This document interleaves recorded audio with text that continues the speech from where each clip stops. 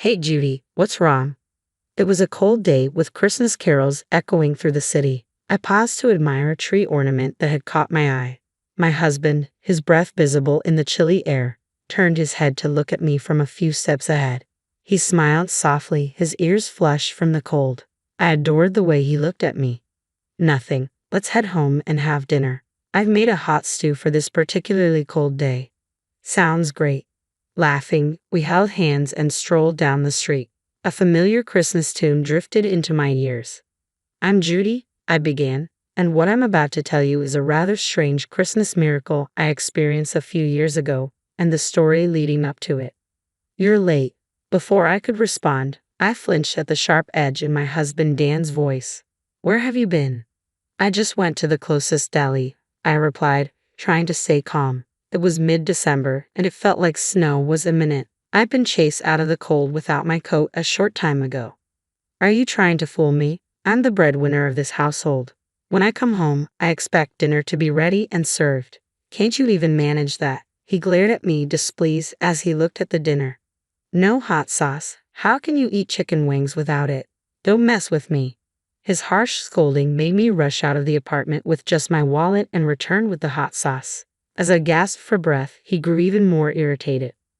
Delhi, are you crazy? Isn't it cheaper to buy at a supermarket? He pointed at the hot sauce, rolling his eyes. You have no sense of budgeting. I couldn't help but retort, of course, I buy groceries at the supermarket, but it's far away. I told you earlier, it slipped my mind today. Anyway, you get upset if the food gets cold. That's why I went to the closest shop. I did forget to add it to my shopping list, but I was sure the chicken wings would taste fine even without it. I didn't understand why he was so angry. His frustration seemed unrelenting. Where's your apology? I did apologize earlier, didn't I? What's with your attitude? My retort only fueled his anger further. He continued to yell for another hour. Who wants such stale food now? In the end, he flipped the plate of chicken wings and stormed out to get dinner elsewhere. A few days later, while cleaning my parents' house, which was up for sale, I visited an old lady in the neighborhood whom I called Grandma. Listen, Grandma, I said, your prediction was off this time. I didn't predict anything, Grandma, who had cared for me since I was a child, replied with a chuckle. You're going too far. No way, everything you predicted since I was a kid came true. If they weren't predictions, then they were prophecies, I said with a wry smile. Remember when you told me not to go to the mall? There was a lightning strike that nearly burned it down. Another time, when I planned to relax at home, you advised me to go out because it would be sunny. Reluctantly, I went out and found my house had been robbed. If I had stayed home, I would have had to confront the robber. I shivered at the memory. The robber was later caught with a knife, and the thought of what might have happened if I'd been home made me cringe. Despite her dismissive attitude, Grandma listened as I spoke with seriousness. I don't think I would have been prepared for my mom's illness if he hadn't told me, especially since she was my only family. My mom always said that you gave her peace of mind. You had told her that I would be blessed with something wonderful on a Christmas not far away. It brought her comfort to know that I would have a bright future before she left me. She shared this with me from her hospital bed. It was a ray of hope for her, and seeing her contented was a testament to her love for me. So when Dan proposed to me on Christmas Day, I thought it was just as you had predicted. I met him through a mutual friend. At first, he seemed like a humble and gentle guy. But once we got married, his true colors showed. He became an arrogant husband. Like the hot sauce incident, he got upset over trivial matters. He complained that the food was too cold and the salad was lukewarm, even though he had ignored the food for a long time, playing on his phone. It wasn't just about food. He criticized nearly everything I did. How I cleaned the apartment, washed the clothes. Nothing seemed to please him. It made me feel trapped and suffocated. I didn't want to go back home to him. I went to Grandma, feeling a sting in my nose as I spoke. Now, it's almost sunset. Don't you need to go back and cook dinner? Grandma said, urging me with a glance at the sky. Feeling softly rejected, I stood up slowly. You're going to be okay as long as you stand your ground, she assured me. Even though you'll face struggles, you will find happiness one day. You'll have a Christmas that will make you jump for joy. So just live honestly and stay true to yourself. God is watching. Her words softened my heavy heart. I turned around, contemplating her reassurance. Is it a prophecy? I asked. Let's see. I'm just an old woman, she replied with another ambiguous smile. leaving me puzzled. Maybe if I put in more effort, it might change. I decided it might be too early to judge her original prediction. But as I went about preparing dinner, ironing my shirt, and dealing with Dan's hostility, things only worsened. It had been less than a year since we married, and already he took it for granted to order me around. He was constantly grumpy and overbearing, never offering a kind word. One night, he stormed in, his anger palpable. "Who do you think you are?" he snapped. "Why did you leave me waiting outside? I have to microwave my food now. God damn it, your laziness is infuriating." I sighed in frustration. "I had a co-op meeting tonight. I'd even left a note on the table for you." "Shut up. That's no excuse for lazy cooking," he yelled. "What do you mean you didn't cut corners?" I prepared the main course and sides as usual, but to him, if it wasn't freshly cooked, it was considered cutting corners. His logic was skewed and his demands were unreasonable. "You should always come before anyone and anything," he insisted. "I've been telling you, you're my wife and you must obey me." His incomprehensible demands left me stunned. He stood on his dignity, proclaiming, "You have no family or relatives and can't live on your own. A scum like you should just shut up and worship me. If you can't, I'll divorce you." His smirk seemed to reveal that he was merely relieving his stress by making me submit. "Anyway, give me a foot massage." I tried my best to restrain myself from snapping back. I knew that would only make him angrier. Besides, I had nowhere to go in the midst of the sleet at night. So reluctantly, I sat on the floor and began the massage. My life continued in this oppressive pattern until one day, while grocery shopping, I suddenly fainted from excruciating pain and had to be rushed to the hospital by ambulance. As the doctor explained my condition, I felt my mind go blank. "This virus is transmitted through sexual intercourse," he said. "I had your husband tested as well. Both of you are infected. You didn't realize it because there were no symptoms." He continued, "Unfortunately, you'll need surgery, and I'm very sorry to say this, but the chance of conceiving in the future seems extremely unlikely."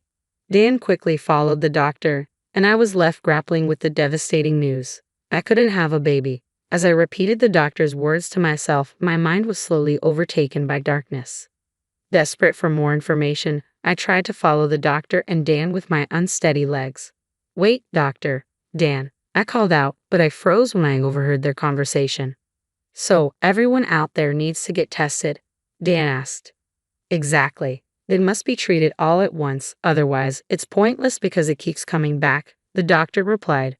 "Would they know what the test is for?" "Of course," Dan said persistently. I listened in despair as the conversation unfolded. It turned out Dan had been seeing at least 3 girlfriends and was still involved with one of them. I looked at a picture of my mom in the empty room, whispering to it, "I needed help, you know. Even though he's not a good husband now, he might change once we have a baby." I held on to Grandma's words like a charm. I would struggle, but eventually I would find happiness. I clung to the hope that things would get better. I had been wrong.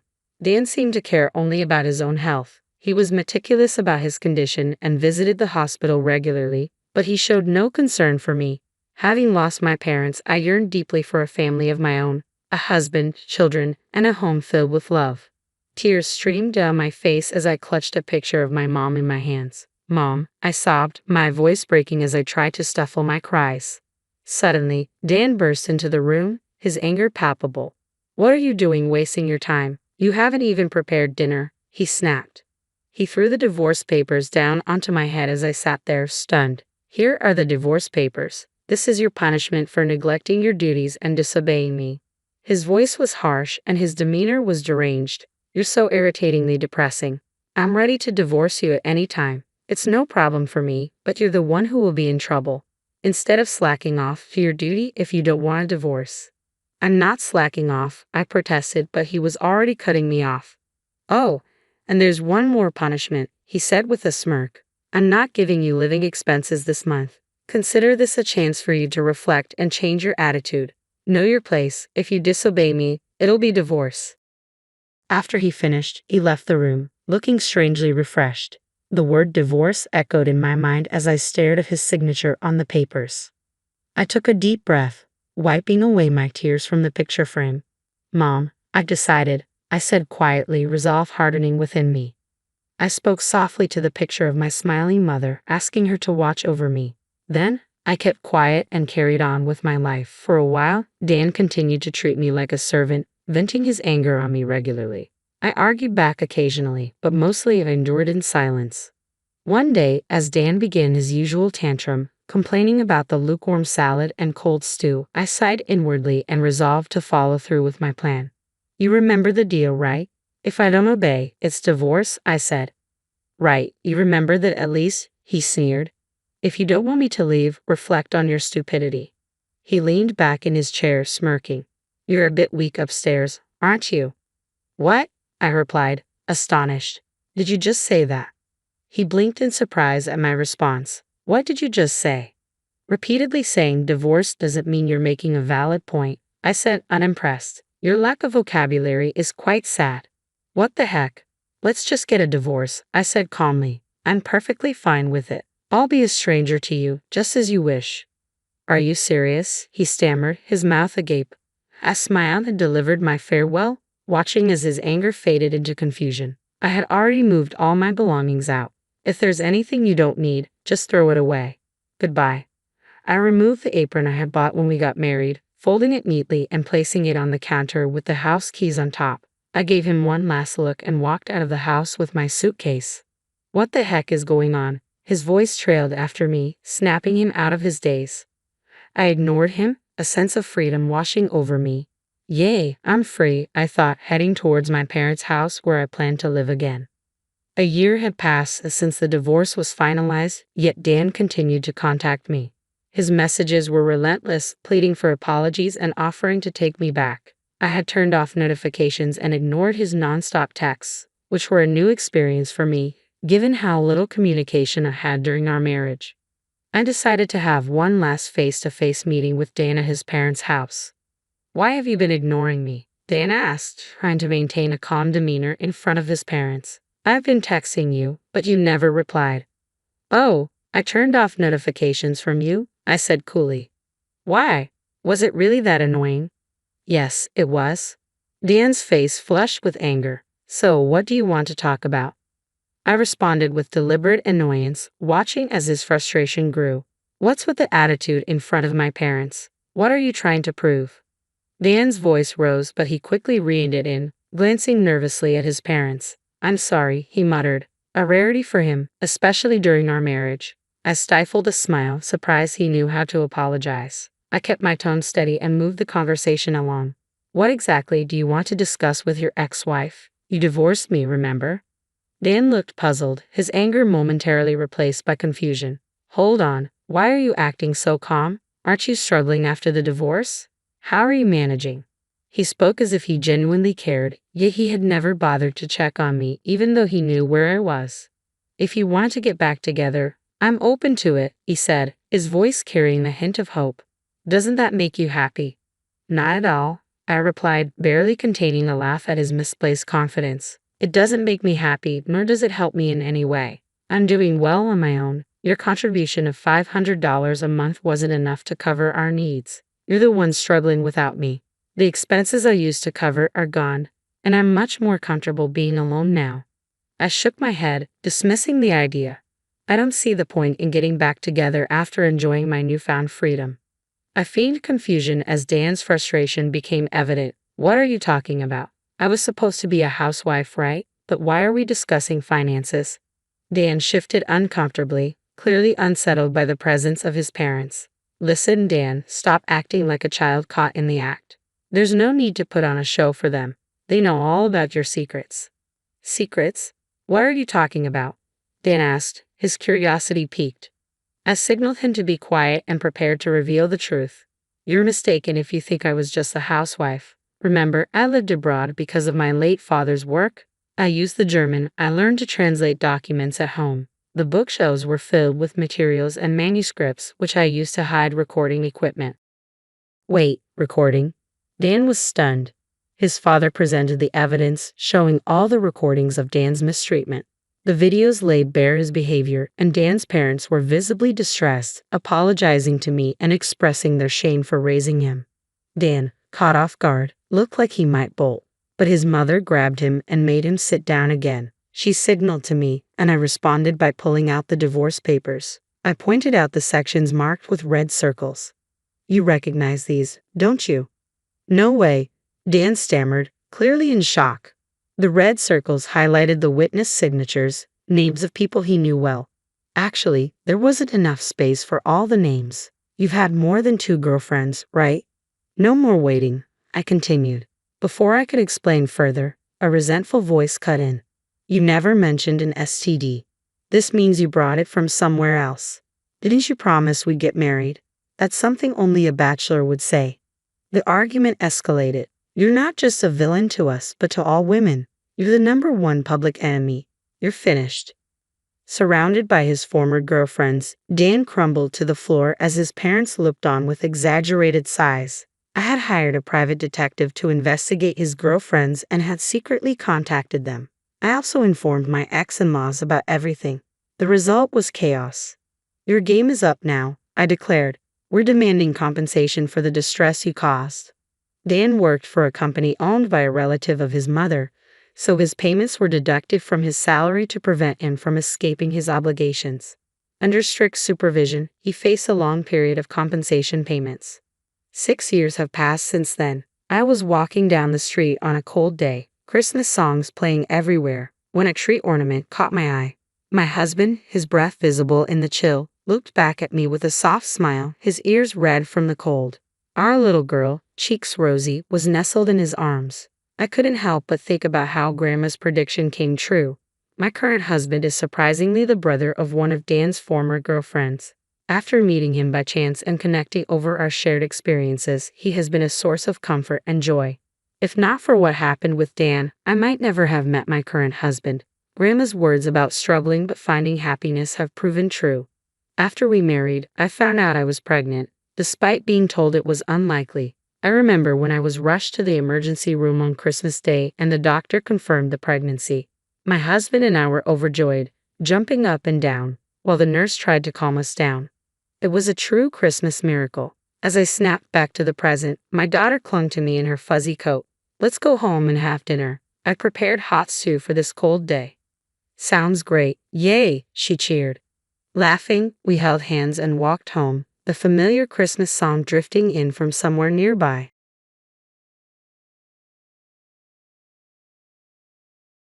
Having you, a useless daughter-in-law, stay at a luxury hotel is such a waste. Her mocking laughter rang through the phone, leaving me in shock. Her arrogant attitude and her disregard for me brought a surge of anger. She always treated me like I was worthless, but this time her treatment went beyond all limits.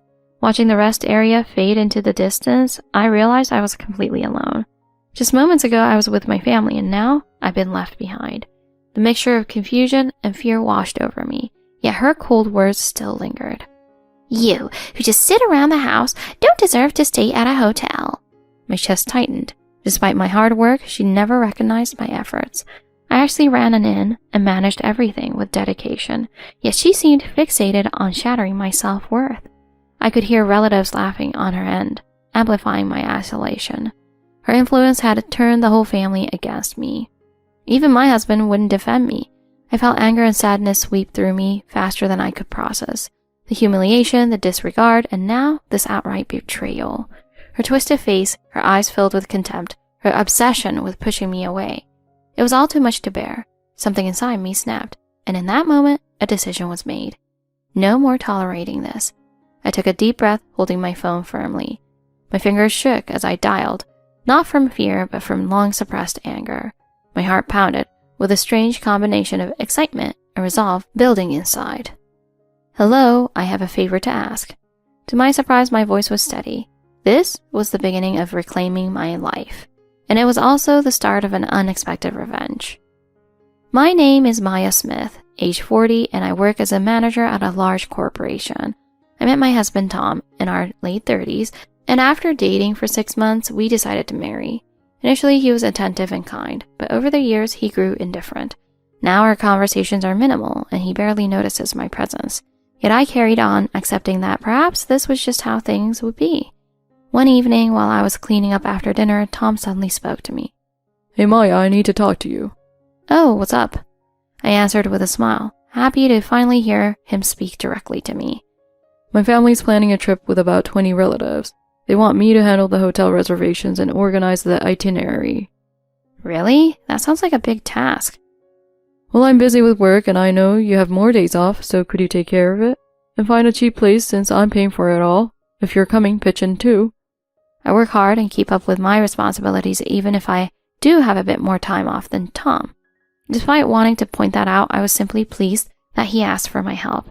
Spending a trip with his family wasn't exactly appealing, but this was for my husband. Okay, I'll handle everything. Thanks.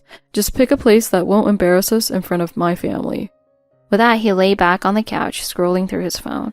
I finished cleaning up, went to the bedroom, and made a call to a familiar place. Hi, it's me. I have a bit of a favor to ask. A few days later, Tom's parents arrived at our apartment. When I shared the travel plans with Tom, he'd insisted we invite them over to share the details. As they entered, Tom's mother, Elaine, began rummaging through my kitchen cabinets. Maya, are you seriously eating gourmet instant curry from the hotel? How indulgent. You should be cooking for Tom instead of living off things like this. Without asking, she put the curry packets into her bag. Every time she visits, Elaine helps herself to groceries, canned goods, and even home decor. Sometimes she even takes dishes or decorative items without asking. Tom's father, Rick, just watches and laughs as she does this. When I once tried to stop her, she snapped, "Anything in my son's house is fair game. What's wrong with me taking it?" Since then, I've stashed away my favorite items before they visit. After she finished shopping in my kitchen, she finally sat down. Timing it right, I shared the hotel details with them. Here's where we'll be staying. I pulled up the website of the recently opened luxury hotel I'd chosen and handed them my phone. Though it was a high-end hotel, I managed to book it under Tom's name at a discounted group rate. Elaine took one look and scoffed. Well, aren't you getting above your station? How are you affording this? Maya managed to negotiate a group rate. I thought she was useless, but I guess she can manage this much. Elaine's expression was haughty, making it clear she wasn't impressed. The truth is, that hotel was part of my own business. My family had operated a small inn, but after it was featured in the media, bookings surged. Recently, with an influx of foreign tourists, we expanded into a new high-end location to cater to international travelers. I've been managing the hotel ever since. Although Tom knew my family ran a business, he had no idea I was managing a high-end hotel. I'd keep this secret, fearing Tom would be threatened by my career success. Tom once complained about my income surpassing his, so I downplayed my career's scope. Over time, I resolved not to share the full story with Tom or his parents. I'm sure you'll love it. It's a lovely place with great hospitality. We'll see. I'll keep my expectations low. Speaking of which, since we're here, let's do some shopping and maybe grab dinner at a nice restaurant. Ignoring my offer to prepare a meal, they left shortly after. The day of the trip finally arrived. Tom, his parents, and I set off in his car, planning to meet the rest of the family at the hotel. Tom's mom, sitting in the back seat, couldn't resist throwing jabs. Tom, isn't it time you replaced this old car? You shouldn't be driving around in something so shabby. I'd love to, but it's not in the budget. Oh, I'll pay for it. I can't stand the idea of my son driving such a clunker. Really? Thanks, Mom. Of course. We'll go to the dealership together next week and pick out something impressive. He chatted away as if I weren't sitting right beside Tom in the front seat. Moments like these had become the norm with his family, though it didn't make it any easier. You know, if only there were grandkids along for this trip. But well, I guess at this point it's too late to hope for that. Well, that's what happens when you marry a woman already past her prime. Mom, Dad, can you not? Tom didn't say much more, letting their hurtful comments fill the car. I kept quiet, staring out the window, regretting agreeing to come along. After a while, I quietly spoke up. Tom, I need to use the restroom. Could we stop at the next service area? Elaine rolled her eyes and scoffed from the back seat. Couldn't you have gone before we left? This is why we'll end up late. I'm sorry, I'll be quick. Tom pulled off at the service area, and I quickly went inside. The line for the women's restroom was long, and I worried I'd be holding everyone up. 10 minutes later, I finally emerged, hurrying outside to find nothing. Tom's car was gone. I glanced around, thinking maybe I'd somehow missed it. I called Tom, but he didn't pick up. Slowly, realization dawned. After a few more attempts to reach him, I called Elaine instead. She answered immediately. Hi, Elaine, it's Maya. I'm still at the service area. Did something happen? "Oh, we're already at the hotel." Her voice was laced with disdain, but she continued without a hint of remorse. "You know, trips like these are for family. You're just an outsider tagging along." My stomach clenched as her words sank in. "You're already spoiled with what my son provides, without working or contributing, so you can sit this one out." Her laughter echoed through the line, mixing with the muffled laughter of other family members in the background. Before I could respond, she hung up. I stood there, the weight of her words sinking in, fighting a wave of despair. I'd worked tirelessly to organize this trip, even putting my own responsibilities on hold. And now I realized this might have been their plan all along, to leave me out. But feeling sorry wouldn't solve anything. I'd faced far worse as a hotel manager, handling crisis regularly. I took a deep breath, regained my composure, and made a call to the hotel. "Hello, this is Maya. I have a reservation under Smith." Next, I dialed my personal assistant at the main office. "Hi, it's Maya. I'm at the service area and need a ride to the hotel."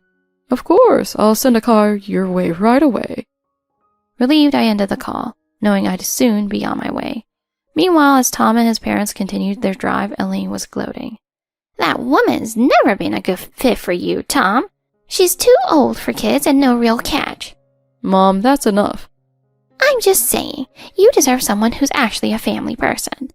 Tom sat silently, feeling conflicted, but he couldn't summon the courage to defend me any further. After Tom's family arrived at the hotel, they enjoyed the evening without a second thought about leaving me behind.